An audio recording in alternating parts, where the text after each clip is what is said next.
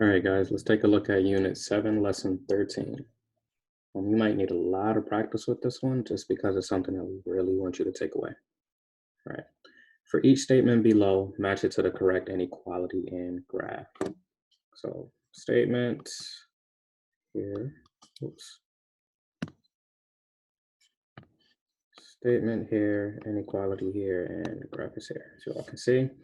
So we want to make sure that this statement, the first one, Caleb has at least $5, matches a very specific inequality and a very specific graph.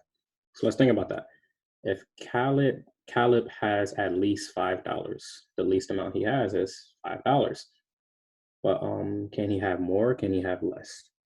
Since it says at least, that means 5 is the lowest value he has, which means it has to be greater than or equal to 5. So we're going to go ahead and match it with this one. Okay. Now, we'll work with the graphs last. I just want to work with the inequalities first and the statements. Let's look at the second one. Tariq has more than $5. Does that mean he has $5? No. So can we be equal to? No. He has more than $5. Value can be $6 if we're talking about integers. So we're going to go ahead and match it with this one. Put a little arrow. And lastly, Vanessa has less than $5. Of course, that's going to go to the x's less than 5. Now, pay attention to the inequalities in the graphs. Now let's observe the graphs first. We have a normal number line, 3 number lines, all ranging from 2 to 8. Looks like they're increasing by 1. And yeah. But they also have something on top of it. They have a little blue arrow or like a coloring, like a highlighting almost.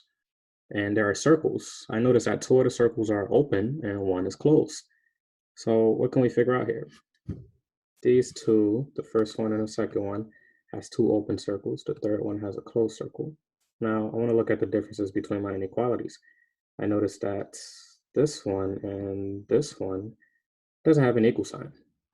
They're just less than and greater than. So I'm going to go ahead and assume that these 2 inequalities may match these 2 graphs right here. So let's figure out. The first one, which is x is less than 5. Of course, we want to say that this is equal to this graph because it looks like they highlighted everything less than 5. In the blue, there's a 4, there's a 3, there's a 2, all the numbers in between those. And it looks like they have an open circle at 5 because 5 doesn't count. And as you can see from the inequality, it doesn't say x is less than or equal to. 5 doesn't count, which means we can't count 5. We can't say 5 is a solution. So let's look at the next one. X is greater than or equal to 5. So the first and the third graphs show that the arrow is pointing to the right, coming from 5. But one of them has an open circle and one has a closed circle. I'm going to go ahead and say that this represents the one with the closed circle because there is a closed circle at 5, which means 5 is a solution, which means 5 counts. And as you can see from this inequality, greater than or equal to, the 5 must count. Let's go ahead and point this one here because there's no greater than or equal to sign. It's just greater than 5, which means, like we just talked about, the open circle at 5 here means that 5 doesn't count. So this is our explanation. You'll just use my explanation verbally to go ahead and figure out the notes you need to take to determine how we match it together, okay?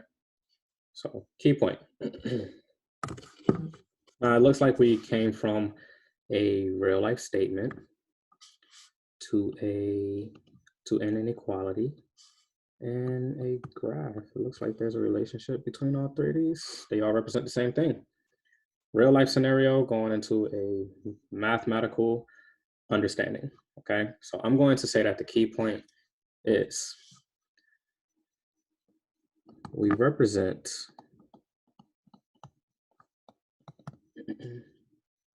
real world scenarios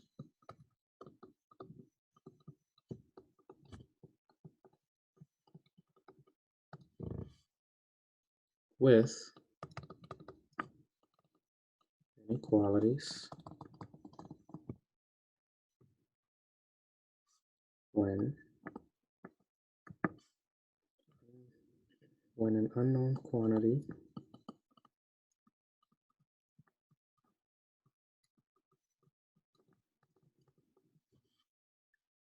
can have multiple possible solutions.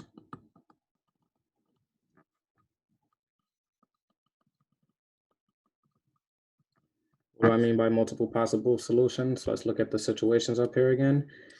Caleb has at least $5. So Caleb can have $5, $6, $7, or $8.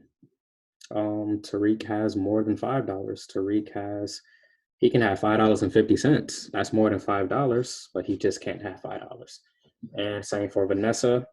Vanessa has less than $5. She can have any amount of money if it is less than $5. Multiple solutions, okay? So let's go ahead and move on to the next problem.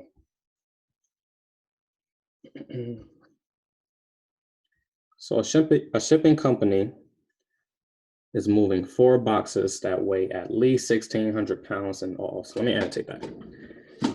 Shipping company is moving 4 boxes. Okay, you can picture that weigh at least. Now that it says at least, I know I'm talking about an inequality. 1,600 pounds in all. That's the total right there. Okay.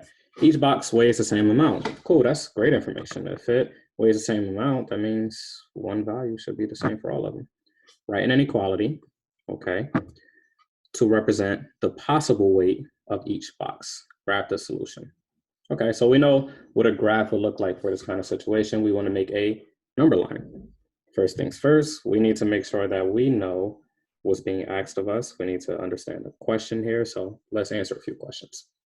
What's happening here? Shipping company is moving some boxes, and that's about it. It's a certain amount of boxes. What's the goal? The goal is to figure out how much the least amount of pounds that one box can weigh.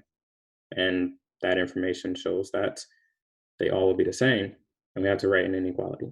So what's known to us? We know that each box weighs the same, like I just said. And what do we need to know? We need to know what this graph is going to look like. How do we use a key point to answer this? We got to figure that out together. But it looks like by using a key point, we're going to take this situation, represent it in a real world context, and create an inequality from it. So let's figure out what we can do. First things first, I know that there are 1,600 pounds in all from 4 boxes. Agreed? So we all know that if we take 1,600 as the total, and we set that equal to 4, let's say 4B, B for boxes. I'm going to say B represents boxes. I know that if I use my previous learning, I know that B will be equal to whatever 1,600 divided by 4 is. Okay? So B should equal 400. That's cool. We know what B is equal to, but they still want us to create an inequality. So, and it needs to be graphed. So the inequality, we know that B is equal to 400. So we can't say that B is less than 400, even though that's an inequality. We can't say that B is greater than 400, even though that's an inequality. But what about the last two? B is less than or equal to 400, or B is greater than or equal to 400. All of these are inequalities. So which one represents the situation, or which one can represent the situation? Well, let's go back to the context. It says a company is moving 4 boxes that weigh at least. At least. So since it's at least, that means it can be 400 or more. So this will be the inequality that represents the situation. B is greater than or equal to 400. Now that we have that information, and we know for a fact that it's equal to, I don't want you to get confused. We know that it's either equal to or it's greater than, and we know that it's equal to. So we need to create our graph now. You know, our graph is supposed to look like a number line, and we're dealing with the 400. If it's greater than or equal to, should I even create a large space less than 400? No, not at all, because we're not going in that direction. So I'm going to say that This is 0. I'm going to scale by, let's say, 200. So this is 200. This is 400, 600, and 800. Now remember, guys, we know for a fact that each box weighs 400 pounds already, but we still need to use an inequality to represent what they're asking for, which is this inequality here.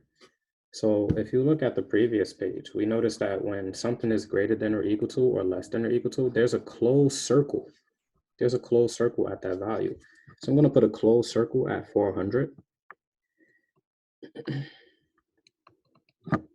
Now, it's not only 400 because 400 isn't the only possible value, technically. So we need to figure out how to go ahead and figure out what the rest is. So I have to figure out which direction it's going. Is it left or is it right? And a lot of you are going to say it's going to the right. How do I know that? I know that because it says greater than or equal to, which means it has to be either greater than or it's going to be equal to. Is that clear? So you all might have a lot of questions on this, about this for me. So go ahead and write those questions down. But the best thing you all can do at this point is practice as best as you can. All right. And we are all set.